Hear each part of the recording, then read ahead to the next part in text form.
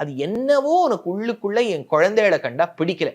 எப்போது என்னுடைய அத்தனை குழந்தைகளின் மரணத்துக்கும் நீ ஒரு விதத்தில் காரணமானாயோ, உன்னுடைய சந்ததியினர், உன்னுடைய குலத்தை சேர்ந்தவர்கள், யாதவ குலம்னு பேர், அந்த யாதவ குலத்தை சார்ந்தவர்கள் யாருமே உயிரோட இருக்க மாட்டா அப்படின்னு சொல்லி அவருக்கு இது. அதனால அவள்லாம் ஒத்தர் அடிச்சுட்டு அதுல நிறைய துர்குணங்கள்லாம் ஏற்பட்டு, ரொம்ப குடிப்பழக்கம் வந்து விட்டது.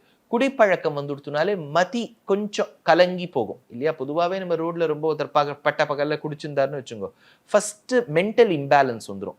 அதனால்தான் அதை வச்சுன்னு வண்டி ஓட்டாதீங்கன்னு இந்த டிராஃபிக் போலீஸ்லாம் சொல்றான். அது ஒருத்தருக்கு ஒருத்தர் சண்டை ஏற்பட்டு அடிதடியாக மாறி அப்படி கொஞ்சம் கொஞ்சமா அந்த க்ஷீணிச்சுட்டு போயிடுத்து. துவாரகா பட்டினமும் பிற்காலத்துல முழுகி போயிடுத்துன்னு சொல்வா. கிருஷ்ணரும் தன்னுடைய காலம், தன்னுடைய அவதார நோக்கம் முடிந்து விட்டது.